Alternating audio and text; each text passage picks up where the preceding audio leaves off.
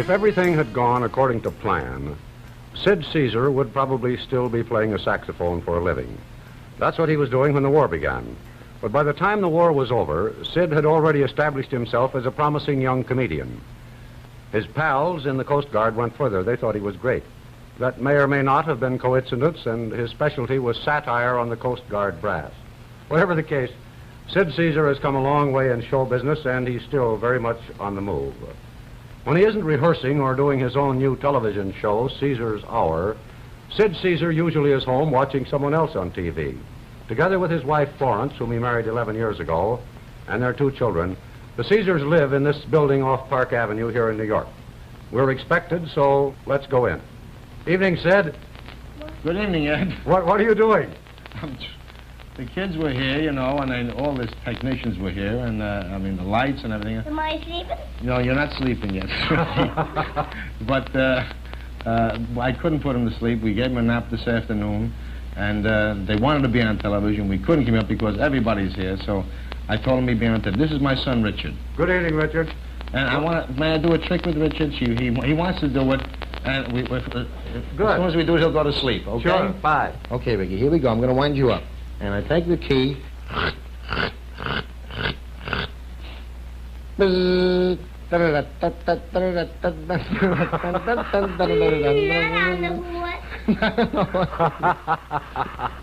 Okay, Ricky, you were on television, okay, baby?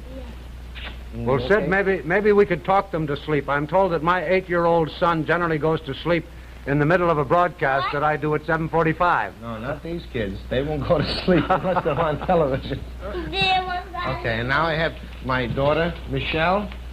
Shelley. Hello. Good evening. How are you? Fine. You sleepy? No. Oh, good.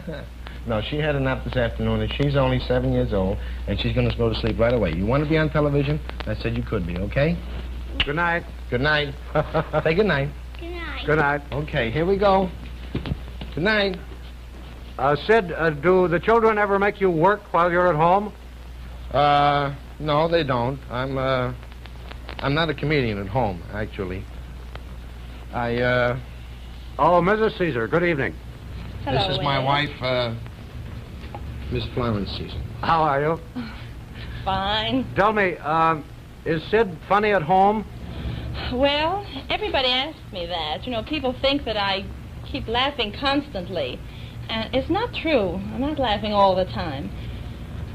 Because Sid takes his work very seriously, you know. I think most comedians do, and they worry a lot, and he does. He's very serious about it, because comedy is a serious business. Well, now, Sid, while Florence was talking... I didn't want to interrupt him, so I... No, neither did I. But I was thinking about something I once read by Will Rogers, when he said that you have to have a serious streak in you, or you can't see the funny side in the other fellow. Do you agree with that? Well, I could go into a long dissertation on that, but I won't. But I will say this, that comedy is a serious business because you have to see the serious part of life, because comedy, like if somebody falls downstairs, you actually feel sorry for them.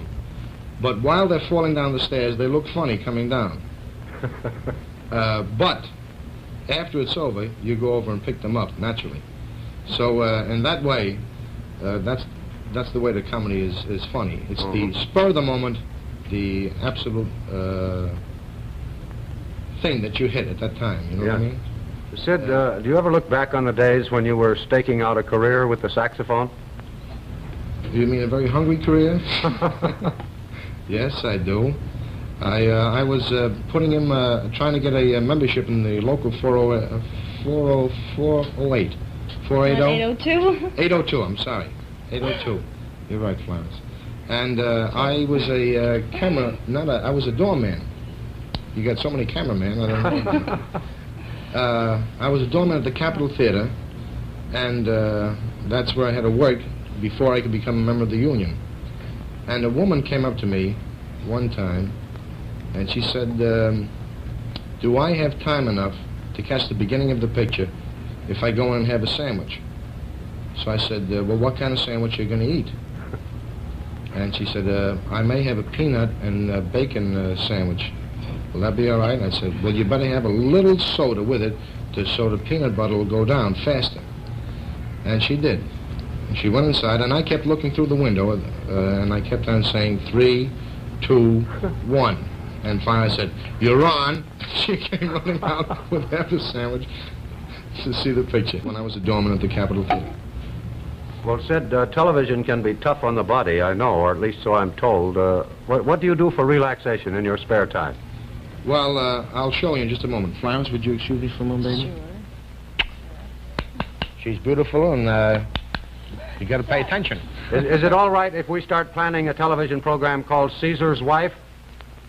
Listen, it's up to you.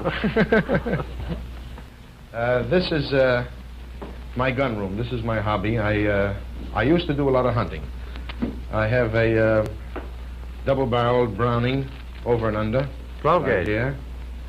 And then I have a 220 Swift with a six-power scope. Yes. And which is actually the fastest bullet in the world, commercial-wise. Then I have a 375 Magnum and a lot of other rifles, but it's with this rifle that I killed this baby right here. Now, tell me about that. Well, it's a heartbreaking story because I never, ouch! I never killed any other animal outside of this deer. And the way it happened was that I was on a stand. You know, usually other men drive and I stand, or you drive and they stand. Yes. But in this way, I happened to be put on a stand, and all of a sudden, this was after 9 days of looking for deer. You know what I mean? What are you moving? Stay right there. Stay right there. And then I happened to see this deer, because he's still moving, because I still don't believe I got him. And I just happened to, I saw him. I happened to go over a barbed wire fence, and I naturally put the safety on my gun. Yes. And I put the gun over the fence first, and then I went over the fence. And then I finally saw this deer, and I said, there it is. And I finally saw it, and I tried to pull this trigger, and that's where you had buck fever.